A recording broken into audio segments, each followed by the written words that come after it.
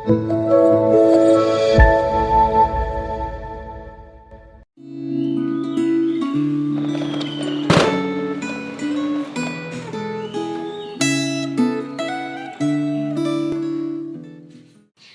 saudara-saudara yang dikasihi oleh Tuhan, bersyukur untuk berkat Tuhan yang selalu menyertai kita setiap hari sehingga hari ini kita dapat merenungkan sebagian dari firman Tuhan. Sebelum kita mulai renungan pada hari ini, mari kita siapkan hati dan pikiran kita sebelum mulai renungan dengan berdoa meminta penyertaan Tuhan. Mari kita berdoa. Tuhan, terima kasih atas berkat pada hari ini sehingga kami bisa kembali merenungkan sebagian dari firman-Mu. Tuhan, kami juga meminta penyertaan-Mu agar proses renungan hari ini dapat berjalan dengan lancar. Semua yang kami serahkan dalam tangan-Mu, Engkau yang berkati. Di dalam nama Tuhan Yesus kami berdoa. Amin. Saudara-saudara sekalian, tema renungan hari ini adalah keputusan yang tepat, yang terambil dari 2 Tawarik pasal 29. Saya akan membacakan beberapa ayat pokok, tapi saya juga menghimbau saudara-saudara sekalian dapat membaca keseluruhan secara pribadi. 2 Tawarik pasal 29 ayat 3-10 berikut bunyinya.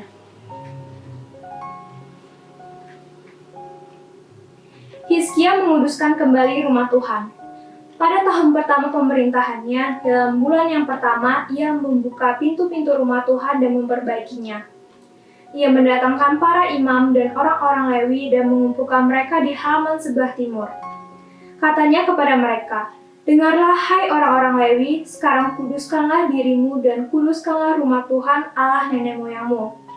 Keluarkanlah kecemaran dari tempat kudus, karena nenek moyang kita telah berubah setia.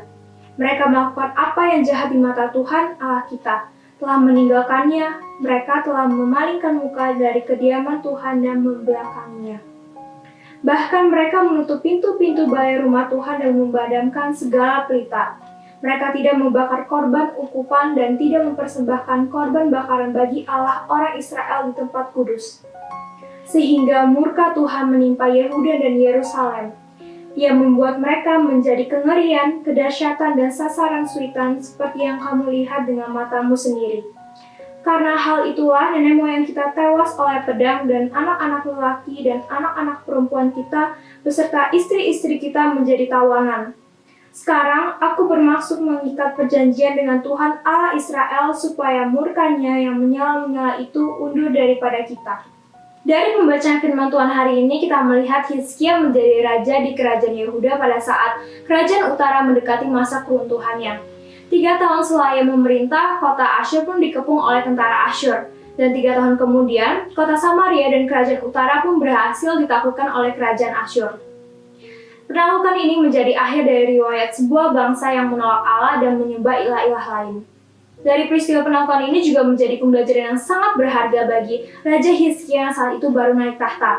Dan hal ini juga menjadi peringatan bagi Raja Hizkia agar nantinya pemerintahannya tidak berakhir seperti itu. Dan hal ini dapat terjadi ketika Hizkia benar-benar hidup mengasihi Tuhan dan mentaati segala perintah dan ketetapannya. Dan Hizkia pun benar-benar melaksanakan hal tersebut. Terlihat pada tahun pertama pemerintahannya, ia kembali membuka rumah-rumah Tuhan dan memperbaikinya. Ia juga mengundang para imam dan orang-orang Lewi untuk menguduskan mereka. Tidak hanya itu, ia juga menguduskan rumah-rumah Tuhan agar nantinya upacara persembahan ukupan dan korban bakaran pada Allah dapat diselenggarakan kembali. Setelah semuanya selesai, ia juga mengajak seluruh bangsa Israel untuk berbalik taat kepada Tuhan. Sebelumnya juga terdapat bukit-bukit pengorbanan yang biasanya dipakai oleh bangsa Israel untuk mempersembahkan korban bakaran bagi Allah. Tapi sayangnya mereka melakukan hal tersebut tidak sesuai dengan ketentuan Allah, melainkan sesuka hati mereka sendiri. Sebelumnya juga tidak ada raja-raja yang berani menjauhkannya. Hanya Hizkia yang menjadi raja satu-satunya yang berani menjauhkan hal tersebut. Dari tindakan ini, Hizkia pun diberkati oleh Tuhan dengan masa pemerintahannya yang panjang, yaitu 29 tahun. Keputusan yang tepat yang dibuat oleh Hizkia ini membuahkan hasil yang baik, karena Tuhan setia menemani ia kemanapun ia pergi berperang. Sama seperti kita, ketika kita juga benar-benar sungguh-sungguh mengasihi Tuhan dan mentaati segala perintah dan ketetapannya, Tuhan tidak akan pernah mengecewakan kita. Walaupun dalam proses mentaati firman Tuhan, terkadang banyak godaan duniawi yang berusaha menjauhkan kita daripada Tuhan. Tetapi ketika kita benar-benar sungguh-sungguh ingin menetapkan hati kita untuk percaya pada Tuhan, Tuhan pasti bantu kuatkan. Maka dari itu, mari kita introspeksi diri apakah kita masih hidup mengikuti arus dunia ini yang menjauhkan kita daripada Tuhan jika ia segera berbalik untuk taat kepada Tuhan. Mari kita berdoa. Tuhan, terima kasih atas berkat pada hari ini sehingga proses renungan hari ini dapat berjalan dengan lancar. Tuhan, kami kembali diingatkan untuk kami tetap setia mentaati perintah-Mu, karena ketika kami taat pada perintah-Mu, Tuhan tidak pernah mengecewakan kami, tapi Tuhan akan memberikan kami berkat yang melimpah dalam hidup kami. Biarlah renungan hari ini dapat menjadi peringatan dan dapat kami aplikasikan dalam kehidupan kami sehari-hari. Semuanya kami serahkan dalam tangan-Mu, Engkau yang berkati. Di dalam nama Tuhan Yesus kami telah berdoa. Amin.